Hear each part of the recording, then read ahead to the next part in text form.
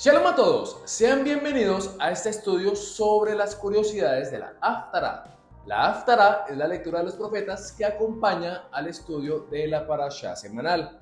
Entonces, te recomendamos que antes de ver este video, estudies la enseñanza de la Parashá Vaerá. Siendo así, empecemos.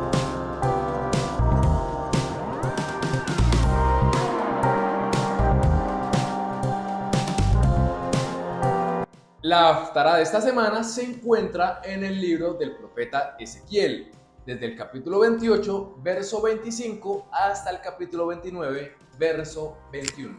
Esta porción de la Haftará empieza de una manera interesante, usando dos palabras sinónimas, es decir, que tienen significados similares, pero tienen su pequeña diferencia. Vamos a ir a este texto para poder desglosar estas y poder entrar a un conocimiento más profundo de las palabras de nuestro Elohim, dadas por medio del profeta Yehezkel. Así ha dicho Adonai Yahvé: cuando recoja a la casa de Israel de los pueblos entre los cuales está esparcida, entonces me santificaré en ellos ante los ojos de las naciones y habitarán en su tierra, la cual di a mi siervo Jacob. Las dos palabras en que queremos centrarnos son pueblos y naciones. Este verso en hebreo dice lo siguiente: Ko amar Adonai Yahvé bekapsi et bet Israel. Min amim asher nefotzu ban benigdashti bam leenei agoim beyashvu ad matam asher natati leavdi le Jacob. La palabra usada para pueblos es la palabra amim, que es el plural que traduce la palabra am, que traduce pueblo. Esta palabra la escuchamos mucho en la expresión Am Israel Hay, el pueblo de Israel vive.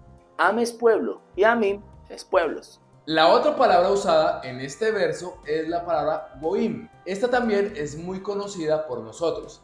Bíblicamente tiene dos traducciones. Una es naciones y la otra es gentiles. Pero como tal es la misma palabra. De esta palabra tenemos estudios completos que te dejaremos en el primer comentario de este video. Ahora, dos palabras, Amim y Goim, son sinónimas. Son palabras que, aunque tienen cierta afinidad, en su composición tienen cierta diferencia.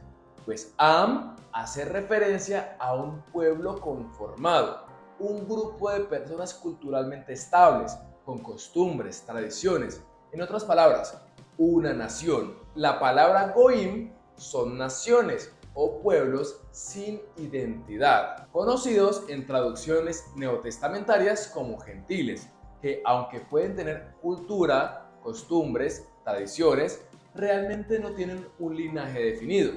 Este tipo de naciones o gentiles son aquellos que han perdido o ni siquiera les importa saber de dónde vienen y mucho menos para dónde van. Estamos hablando de los gentiles paganos, porque hay una diferencia con los gentiles santos, algo que ya vimos en otro video. Pero en este pasaje del profeta no está haciendo referencia a los Goy Kadosh, a la nación santa o al gentil santo, o no del todo, porque sabemos que el pueblo de Israel, al esparcirse entre todos los pueblos, se gentilizó, se paganizó. Y este primer verso hace referencia a ese Israel que estaba en medio de los pueblos, Amim, en medio de las naciones, Goim, y que Elohim los hará retornar. Y con ese retorno se deja ver la naturaleza del pueblo gentil, del que se queda ahí, del que no fue llamado. Dice el verso, así dice Adonai Yahvé: cuando recoja a la casa de Israel de los pueblos entre los cuales está esparcida, entonces me santificaré en ellos ante los ojos de las naciones y habitarán en su tierra, la cual di a mi siervo Jacob. Cuando él nos saque en medio de los pueblos, lo hará ante los ojos de todos los goín de las naciones y de los gentiles. Ahí mismo, donde estábamos, él se hará visible, marcando una diferencia tangible. Porque dice que él se santificará ante los ojos de todos y así podremos habitar la tierra prometida. Pero, ¿qué significa que él se santifique ante los ojos de ellos?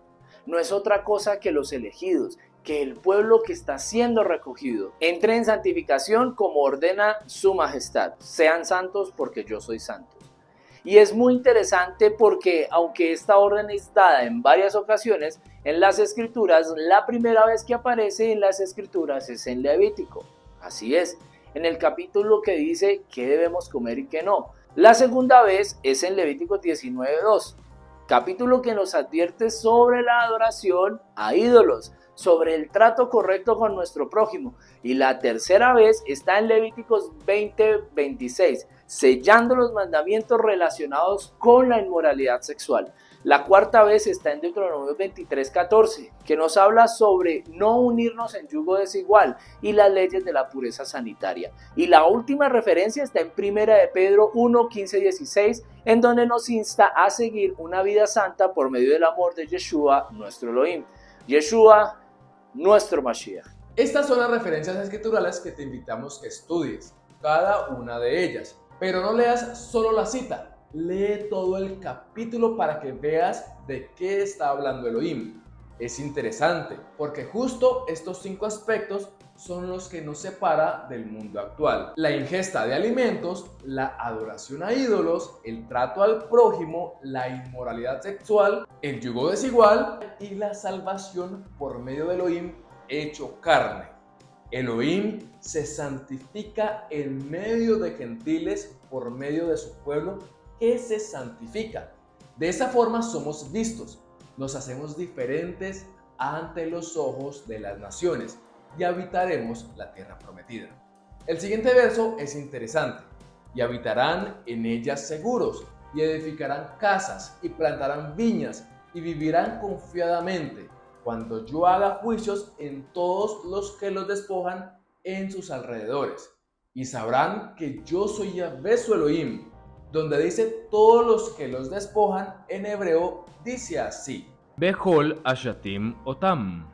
Como tal, eso no es despojar, sino que hace referencia a criticar, a patear. En otras palabras, Elohim se santificará en medio de los Goim por medio de un pueblo que se santifica. Y cuando ese pueblo se santifica, los Goim van a hacer todo lo posible por Shatim, criticar, por patear, hacer caer el proceso de santificación de los escogidos.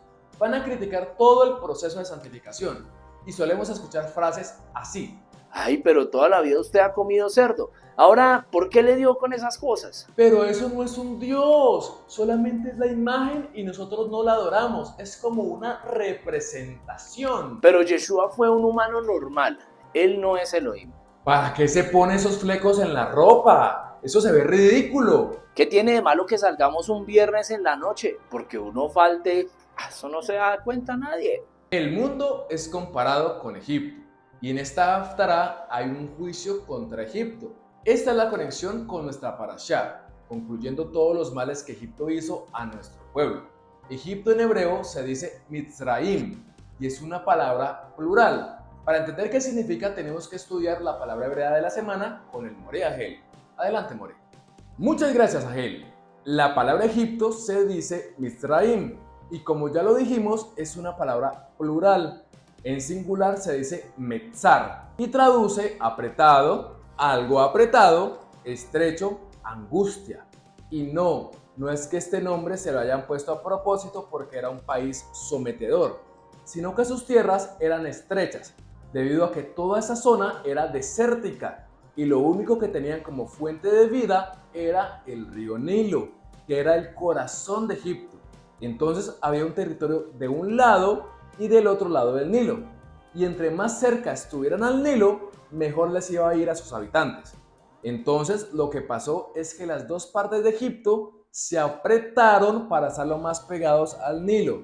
A estas dos partes de Egipto en la antigüedad se les llamaron el Alto y el Bajo Egipto.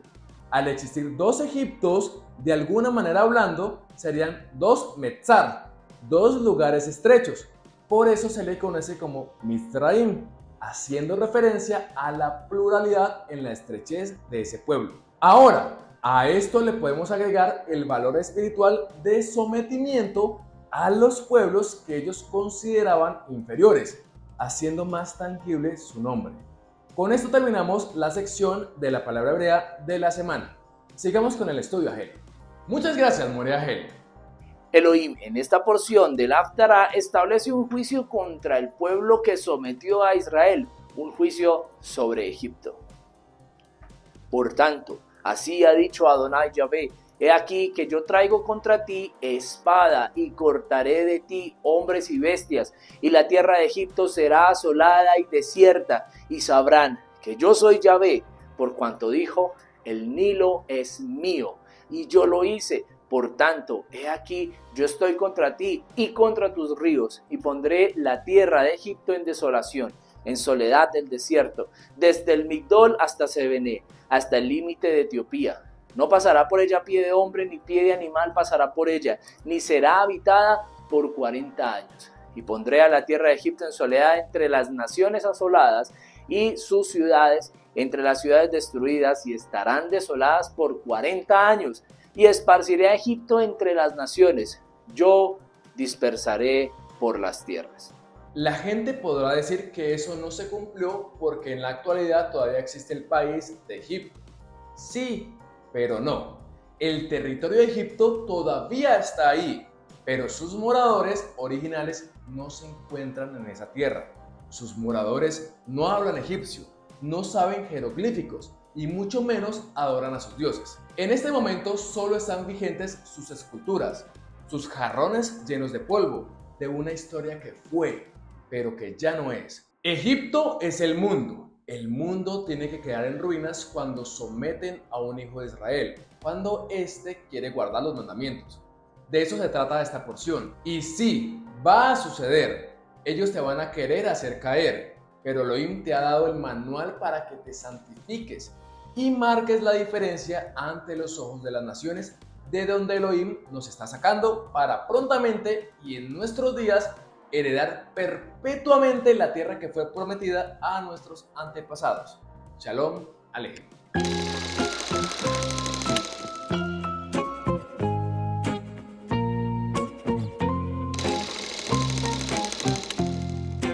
Muchas gracias, Agel. La palabra hebrea de la semana es la palabra otra vez. Palabra amim, que es el plural del plural. Honorable Señor plural. Tío.